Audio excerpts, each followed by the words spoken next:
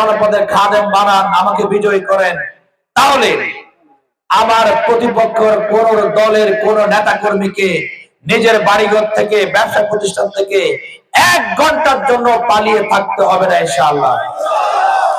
কারণ আমাদের সংস্কৃতি হলো এক দল জিতে আরেক দল পালিয়ে বেড়ায়, এক দল জিতে জিতার পর থেকে আরেক দলের বাড়িঘর ভাঙচুর শুরু করে, ঠিক কিনা? ইনশাআল্লাহ লাঙ্গলকোট লালমাই থেকে হামলা, ভাঙচুর এবং প্রতিহিংসার রাজনীতি আমি কবর রচনা করব ইনশাআল্লাহ।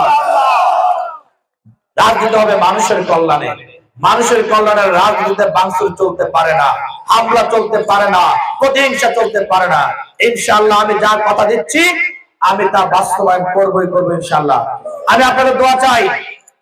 এই এলাকা আসলে আমি বলি, আপনারা কেউ আমার নানা, আমার মামা, নানা এবং মামার কাছে তো আবদার করা যায় নাকি? জীবনে বেশি আবদার করা যায় মামার কাছে, নানার কাছে।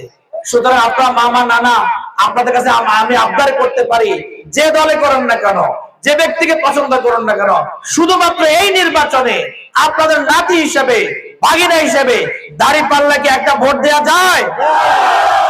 ইনশাআল্লাহ আমি কথা দিচ্ছি, যদি আপনারা আমার আবদার পূরণ করেন, আমার নানারা মামারা যদি এসে আমাকে কোনো বিষয়ে আবদার করে, রাস্তা তৈরি করতে হবে, ঘাট তৈরি করতে হবে, পাকা করতে হবে সড়ক, আমিও কথা দিচ্ছি আপনাদের আবদার পূরণ করব ইনশাআল্লাহ।